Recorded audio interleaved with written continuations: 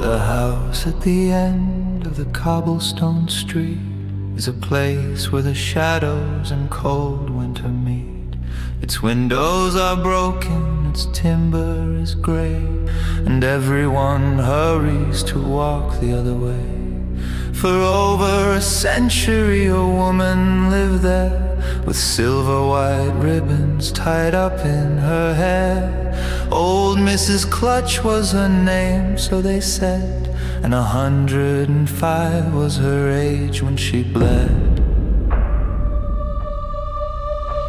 She died in the parlor, quite lonely and old, on a night when the frost was biting and cold. Now 40 long winters have come and have gone, but the house sits in silence, deserted and wan. No laughter is heard and no candles are lit, yet dark heavy shapes on the porch seem to sit. The weeds in the garden grow taller than men, and the gate only opens by midnight at 10. The neighbors all whisper and look at the floor whenever they walk past that heavy oak door. Don't look in the glass, the old-timers will cry, for something inside is still watching the sky.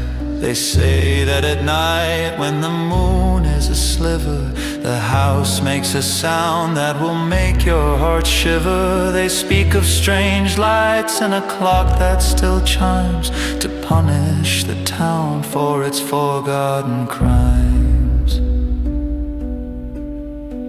My best friend was Tom, and we thought we were brave. We laughed at the ghost and the thought of the grave. On a dark winter's evening with frost on our breath, we decided to visit the mansion of death.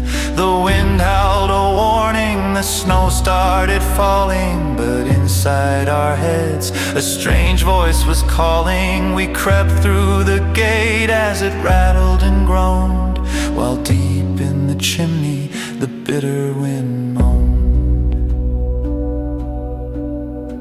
"Are you ready?" Tom whispered, his flashlight in hand, as we stepped on the porch of the loneliest land. The wood gave a creak underneath our small boots, and the ivy held fast like a tangle of roots. Tom pushed on the door with a desperate creak, and the hinges let out a terrifying shriek. The hallway was black, thick with dust and with mold, and the air was as sharp as a knife blade of cold. We stepped through the threshold, the door slammed behind with a thunderous crash that nearly made us go blind. The lock clicked in place with a sickening sound, and the flashlight Tom held tumbled down to the ground. The bulb gave a flicker, then died in the dark, leaving nothing but terror and one tiny spark.